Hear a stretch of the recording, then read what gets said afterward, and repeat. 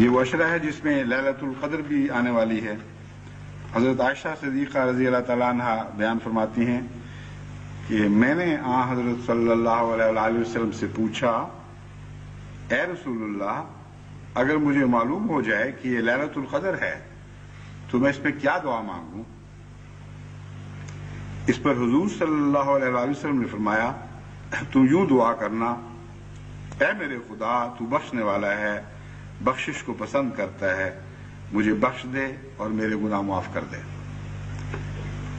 یہ بہت ہی اہم اور بنیادی دعا ہے، اور خصوصیت سے میں نے آج کے خطبے کے لیے اس لیے چنی ہے کہ لوگ اس دعا کو بھول کر فضلوں کی باتیں کرتے رہتے ہیں۔ اے خدا میرے قرضے اتار، اے خدا مجھے دولت عطا کر، مجھے فلاں کی طرف سے آنکھوں کی ٹھنڈک نصیب کر، خوشحالی بخش، صحت عطا کر، میرے عزیزوں اور پیاروں کی طرف سے خوشیاں دکھا، وغیرہ وغیرہ، اور بھول جاتے ہیں کہ کوئی عمارت بنیاد کے بغیر تعمیر ہو ہی نہیں سکتی، اور تمام فضلوں کی جڑ بخشش میں ہے، اور تمام ترقی کی بلند منازل بخشش کی بنیاد پر کھڑی کی جاتی ہیں۔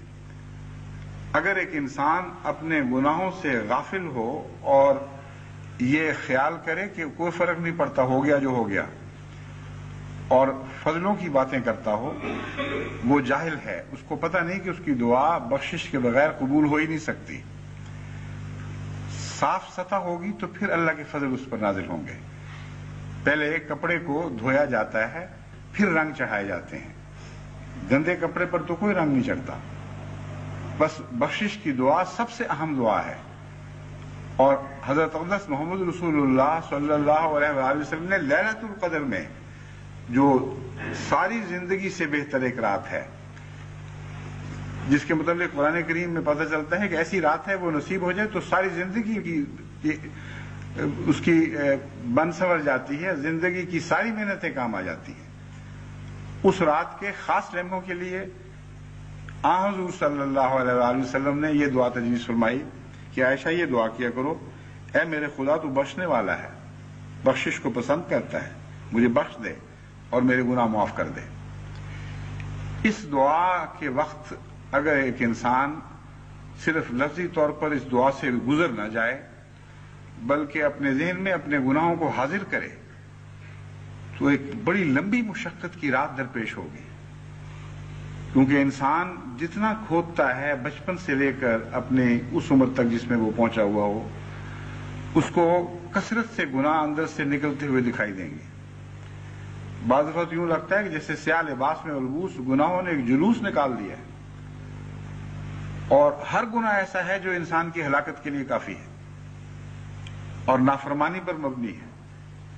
تو بہت سے انسان تو ایسے ہیں جن کی زندگی کے اکثر اعمال، یعنی غیر معمولی طور پر کثرت سے ان کے اعمال گناہوں میں ملوث ہوتے ہیں، شاذ کے طور پر کوئی نیکی نصیب ہوتی ہے، اور جو نیک کہلانے والے ہیں وہ بھی جب ٹٹولتے ہیں تو پتہ چلتا ہے کہ محض اللہ کی طرف سے ایک ستاری کی چادر ہے جس کے اندر وہ زندگی بسر کر رہے ہیں۔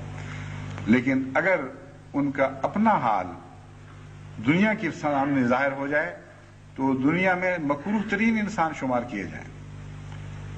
امر واقعہ یہ ہے، آپ اخباروں میں جب پڑھتے ہیں فلاں شخص سے فلاں بدی سرزد ہوئی اور سارا اللہ محلہ اکٹھا ہو گیا اور بڑی اس کی تشہیر ہوئی، بڑی تذلیل ہوئی، منہ کالے کیے گئے، تو ایک آدمی، جاہل آدمی، بڑا مزے سے پڑھتا ہے کہ خوب پکڑا گیا، دیکھو اوپر سے یہ تھا، اندر سے یہ نکلا۔ اور اگر اپنے اندر جھانک کے دیکھے تو اندر جھانکا نہ جائے۔ ایسے ایسے اتنے وجود اس کو دکھائی دیں اپنے وجود کے اندر چھپے ہوئے کہ ہر وجود جب ننگا کیا جائے تو ساری دنیا کی لعنتیں اس پر پڑیں۔ کیسا غافل انسان ہے، دوسروں کے عیوب دیکھنے میں کیسی دلیری دکھاتا ہے، کیسے فخر کے ساتھ اس کا ذکر کرتا ہے اور پھر لذتوں کے ساتھ اس کو پڑھتا ہے۔ اب انگلستان میں رائل فیملی کی بعض کمزوریاں کھوج کر کے باہر نکالی گئیں، جو اسلام کی روح سے سراسر ناجائز اور ایک ظالمانہ فعل ہے۔ کسی کو حق نہیں کہ کسی انسان کی ذاتی کمزوریوں کو کھوج کر کے نکالے اور پھر دنیا کے سامنے ان کو پیش کر کے جگہ سائی کرے. لیکن ان قوموں کے کردار بگڑ چکے ہیں، ان قدروں کا اب ان کو کوئی خیال نہیں رہا. کھوج کر کے نکالی گئی اور سارے ان کو ہنستے اور مذاق اڑاتے، ٹیلی ویژن پر پروگرام ہوتے. حالانکہ وہی ٹیلی ویژن روزانہ روزمرہ کی زندگی کو اس سے بہت زیادہ بھیانک شکل میں دکھا رہی ہے.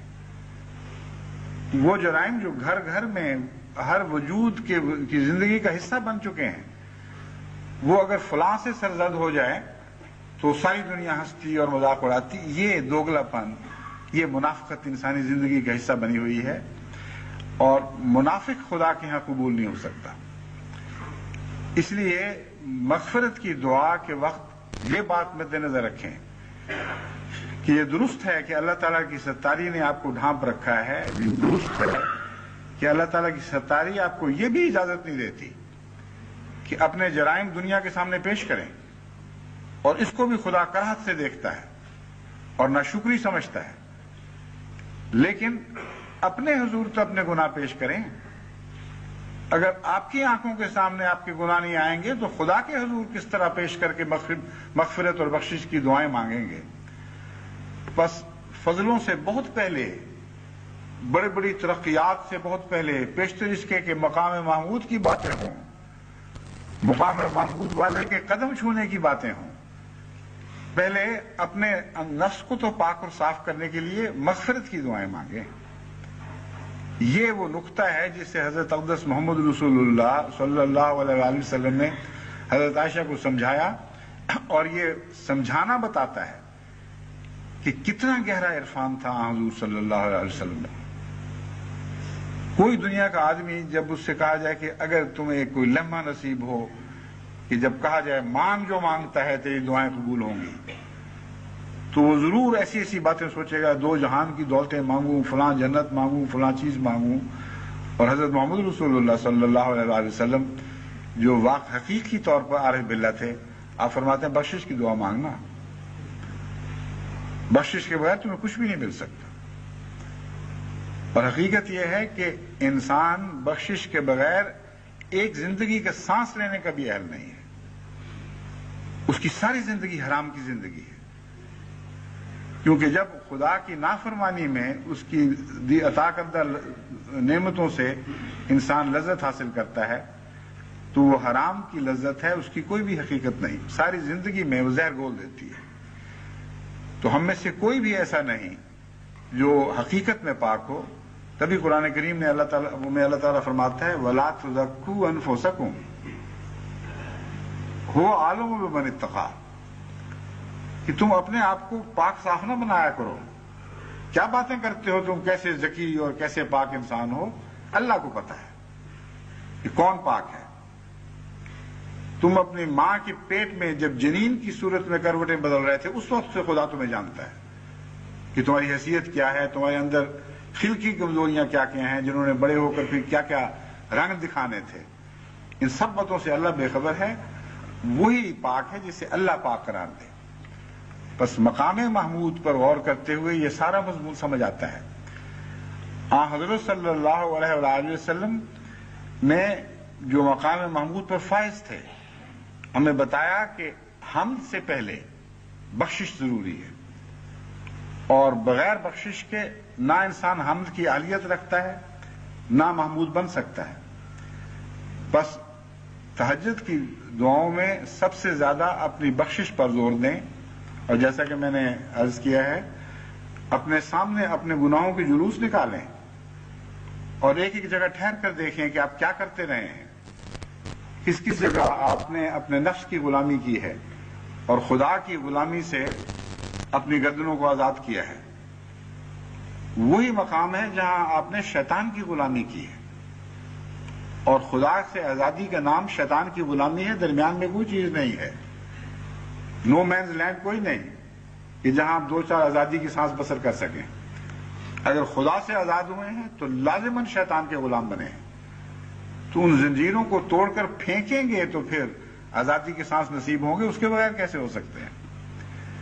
بس حضرت اقدس محمد رسول اللہ صلی اللہ علیہ وآلہ وسلم کی اس نصیحت کو حرز جان بنائیں، اور بقیہ رمضان جو باقی ہے اس میں خصوصیت سے اپنے نفسوں کو گناہوں سے پاک کرنے کے لیے بخشش کی طرف غیر معمولی توجہ کریں، بخشش طلب کرنے کی طرف غیر معمولی توجہ کریں۔